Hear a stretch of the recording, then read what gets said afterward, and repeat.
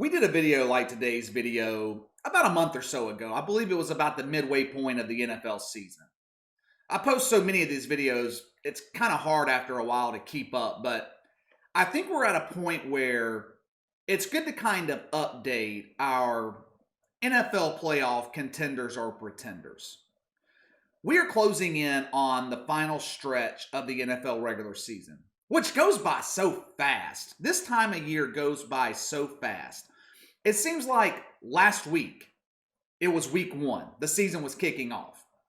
And you literally blink, and we're already at week 13. And the NFL season is coming to an end. The final stretch of 5 games is the best part of the NFL regular season. For teams in contention, every game is like a playoff game. Teams are battling for playoff seeding. Some teams are battling just to get a slot in the playoffs. Those are the teams that we're going to talk about today. And I'm going to try not to talk about the same teams that I did last month. We're going to talk about the teams that are on the cusp of making the playoffs with 5 weeks left in the regular season. We're going to determine which of these teams I feel like are playoff contenders and which teams will be sitting at home in January watching like the rest of us. We're going to start with the Baltimore Ravens. What a fall from grace from last year to this year for the Baltimore Ravens. The number 1 seed in the AFC last year finds themselves sitting outside the playoff picture with 5 weeks left. And this is not on the defense in Baltimore. As usual, the Ravens have a top 5 defense. It all boils down to the play of Lamar Jackson. Like we've discussed on here many times before, NFL defenses have caught up to Lamar Jackson. The Titans exposed him last year in the playoffs, and every team in the league has copied that formula. It has been a struggle all season for Lamar Jackson. He hasn't had a quarterback rating over 100 since week 4 against Washington. 3 games all year with a quarterback rating over 100. The other 2 were against the Browns and the Texans. Simply put, the problem in Baltimore is the play of their quarterback. The Ravens have lost 4 of their last 5 games. The division is out of the question at this point. With Pittsburgh sitting at 11-0, the AFC North is essentially clinched. Baltimore is 1 game out of the 7th seed, final wildcard spot. And luckily for the Ravens, the schedule eases up over this next month or so. Dallas, at Cleveland, Jacksonville, the Giants, at Cincinnati. The only game that is really a question mark at this point is at Cleveland. Maybe the Giants if Daniel Jones comes back and he's 100%, but we don't know that. Realistically, Baltimore should close the season 4-1, which would put their record at 10-6 and give them their 6th or 7th seed in the AFC playoffs. All right, next up, the Arizona Cardinals. Just like Baltimore, a team that has struggled the last month or so. The Cardinals completely fell apart in the month of November, lost 3 of their last 4. This was a team that many thought had a chance to win the NFC West, which is the best division in football. You can kiss that dream goodbye. At this point of the season, Arizona is just barely hanging on to making the playoffs.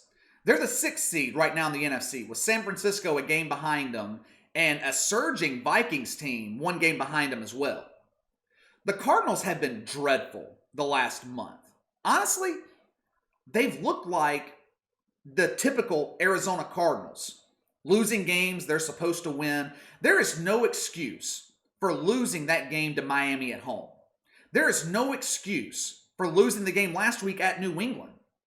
Arizona held the Patriots' offense to 179 yards. Problem was, the Cardinals fell apart in crunch time late in the game. Defense intercepted Cam Newton. Arizona gets the ball midfield with 4 minutes to go. Kyler Murray and the offense do absolutely nothing with it. And then Zane Gonzalez comes out, misses a 45-yard field goal. Now, Cam Newton's been bad all season, but you saw the difference in that game between a veteran quarterback and a second-year quarterback. Cam Newton led New England down the field, 2-minute offense. Nick Folk kicks a 50-yard field goal. Patriots win. Game over. The schedule is brutal for Arizona the last 5 weeks. Rams at Giants, Philly, Niners, at Rams to close the season. Even with Daniel Jones out, the Giants game is no guaranteed win for Arizona. They typically struggle on the East Coast late in the season. We saw that last week at Foxborough against the Patriots. I want the Cardinals to make the playoffs. I like this young team. They're fun to watch, and I think they will by default.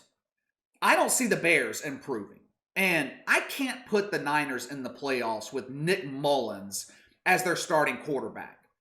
So I think Arizona will finish the season 9-7, clinch a wild card spot in the NFC. Next up, the Las Vegas Raiders. I was high on the Raiders early in the season. I think Derek Carr came into this season with something to prove. He stated multiple times over the summer that he was tired of being disrespected, and he was going to come out and prove to everybody that he is a franchise quarterback. And to his credit, he's played well all season.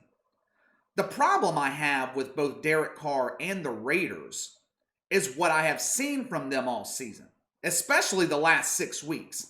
They are consistently inconsistent. One game, they look like a playoff contender. The next, they look like the typical Raiders. Case in point, they look great against New Orleans week 2.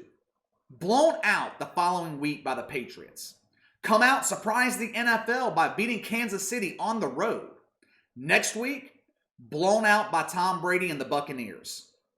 Then they go on a 3-game winning streak, only to follow that up with a loss to the Chiefs, which I can excuse, but then they get the doors blown off of them by Atlanta last week. The Falcons are a team with nothing to play for. There is no way that the Raiders can lose that game if you're trying to make the playoffs. But it's inexcusable to lose in that fashion, getting blown out by 37 points. In the Raiders' 5 losses this season, they're losing by an average of 18 points a game. Like I say on here all the time, it's not that you're losing, it is how you are losing. The Raiders remind me of the Tony Romo era Dallas Cowboys. They're just good enough to give you hope. This team has 8-8 written all over them. They closed the season against the Jets, Colts, Chargers, Dolphins, Broncos. Jets, of course, are a guaranteed win. We all know that. Along with the Broncos. Broncos should be. But I think the Raiders are going to lose to the Chargers, a game that they're supposed to win. And they're going to end the year 8-8 and out of the playoffs. Next up, the Miami Dolphins. You've got to give credit to Brian Flores. He has brought Miami from being basement dwellers the first 5 or 6 weeks of last season to in the middle of the playoff hunt in the AFC. The Dolphins are elite defensively. Number 2 scoring defense. They don't give up points through the passing game. Number 2 in forcing turnovers. They set up Tua and the offense in short field situations regularly. Miami's forced a turnover in every game this season. 5 games with multiple turnovers forced. My issue with the Dolphins is the offense. More specifically, Tua. This is the reason that I was against Brian Flores benching Ryan Fitzpatrick in the first place. Tua is experiencing growing pains, which is to be expected. I'm not knocking him. I mean, he's a rookie quarterback coming off a bad injury in college when he was at Alabama. And as expected, he has been inconsistent. Looked great against Arizona. He played okay against the Chargers. And that was downright terrible against the Rams and the Broncos. When you're trying to make the playoffs, losing against a team like Denver just can't happen. Those are the types of losses that come back to haunt you late in the year. Brian Flores can't take pressure off of Tua with the running game either because Miami struggles to run the football. They rank 30th in rushing yards. Plus, they can't keep their running backs on the field. Myles Gaskin has missed time. I think he's missed the last 4 weeks. Salvon Ahmed has missed time. And now DeAndre Washington is out indefinitely. Miami's got a tough stretch to close the year. They'll beat the Bengals on Sunday, or they should beat the Bengals on Sunday. Then they've got the Chiefs, Patriots, Raiders, Bills. All teams fighting for playoff spots, except the Patriots. I think they'll beat the Raiders, lose to Kansas City, New England, and Buffalo. Now, I realize the Patriots have nothing to play for by week 15 when they play Miami. But what's the one thing that New England does best? They run the football really well. They rank 5th in the league in rushing yards, which is the weakness of the Miami defense. In 3 of their 4 losses this season, their opponents have beaten them by running the football. That's how they lost to Denver. The Broncos controlled the clock, put up 189 yards on the ground. So I've got the Dolphins finishing 9-7. Stark improvement over last season, but out of the playoff picture. I think the Dolphins are still 1 year away. All right, we're going to end today with the Minnesota Vikings. I had written the Vikings off. After they started the season 1-5, Kirk Cousins looking lost offensively, the defense in shambles, I thought this team was finished. But Mike Zimmer, one of my favorite coaches in the league, has found a way to right the ship in Minnesota. And Kirk Cousins, to his credit, has been dominant the past 5 weeks. In this 4-1 stretch, the past 5 games, Kirk Cousins has thrown 12 touchdowns to just 1 interception. Quarterback rating over 100 in each game. Now, I know there are questions right now surrounding the health of Dalvin Cook. He's saying he's fine. He was asked the other day by the media if he was wearing down this late in the season, and he took offense to the question. Mike Zimmer is saying that Dalvin Cook's health is fine. Then you have Gary Kubiak telling the media that Dalvin Cook is beat up. Now, who in the hell are we supposed to believe? I don't know. What I do know, the Vikings need a healthy Dalvin Cook. They need him 100% to make the playoffs. They're not going to be able to rely on the defense like they did last year. The Vikings' defense is atrocious. Minnesota's better than people think. Lost a close game to Tennessee, close game to Seattle. This team is a player or 2 away from being 7-4 instead of 5-6. Losing that game to Dallas a couple of weeks ago, that was bad. Not going to lie, that was bad. But the win Sunday against Carolina is one of those wins in the NFL that can change your season. The Vikings were terrible throughout the second half. Game was essentially over. I thought it was over. Yet they still found a way to win late in the fourth quarter. It was the kind of win that brings a team together, and you ride that momentum the rest of the year. I believe the Vikings can win 4 of their last 5 games. Jacksonville, win. Tampa. I know Tom Brady is going to be coming off the bye week when they face Minnesota, but that game is winnable for the Vikings. Things are not right now in Tampa between Tom Brady and Bruce Arians. Bears, win. Lions, win. They play the Saints on Christmas Day, which is also a winnable game. For some reason, Mike Zimmer has the Saints number. So I think the Vikings will split between the Bucs and Saints. Beat one, lose to the other. But they closed the season 4-1, finished the year 9-7, clinch a wild card berth in the playoffs. All right, that's all for today. Hit that like and subscribe button. Click the notification bell to receive all notifications from the channel. Leave me a comment in the section below. Tell me where I'm wrong.